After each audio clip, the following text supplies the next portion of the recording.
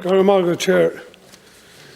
Minister, as I think you've heard and you've outlined yourself, we have significant problems within the retained fire service nationally. And if I could just give you some stats for some of the Waterford stations, just for the Dáil record. In Waterford, we have 32 full-time firefighters and 16 retained in the service.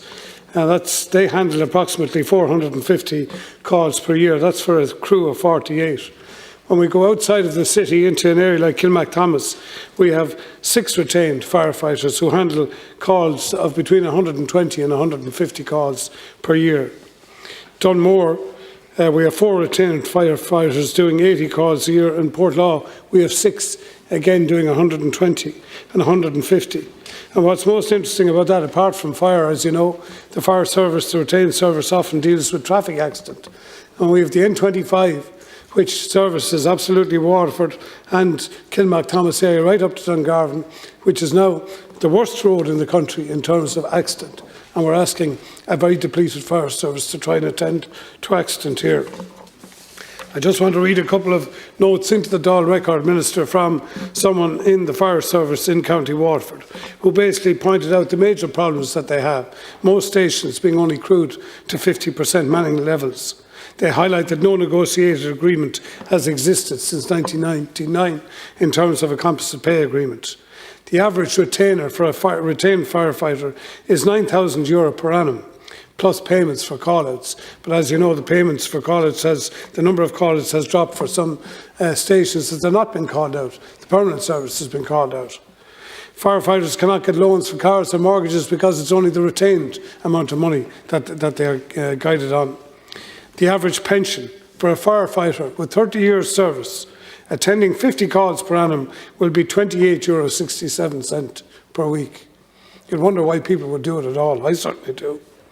The retention is a big problem, as the Minister has highlighted, and a big problem is the lack of work-life balance, because what we now have is firefighters who are being asked not to take time off because the service is so depleted. They cannot go within 5 miles outside the radius of their station when they are on call, and they cannot get annual leave to maintain the service.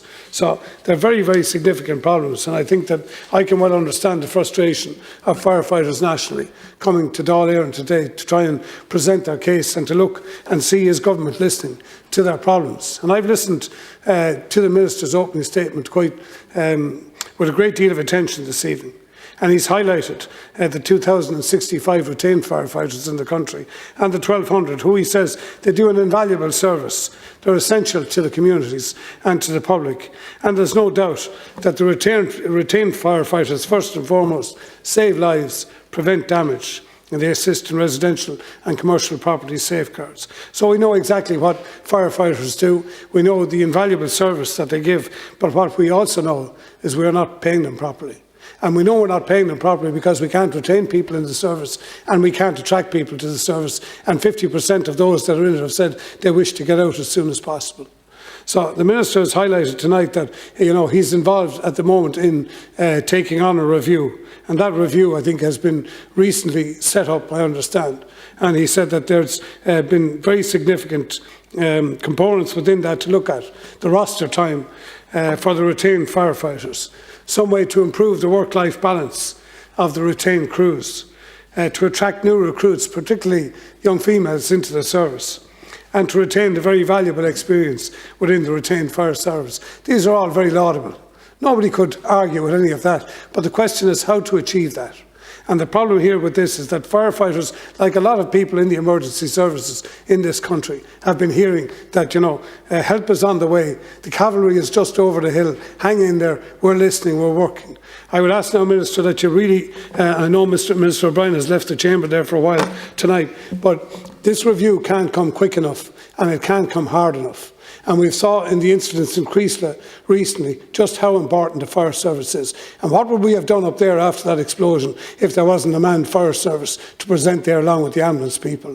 And how would that look? So I'd ask the Minister, please, to expedite this review and pay these people properly, give them proper terms and conditions for the very important work, the critical work that they do to support and to help our communities.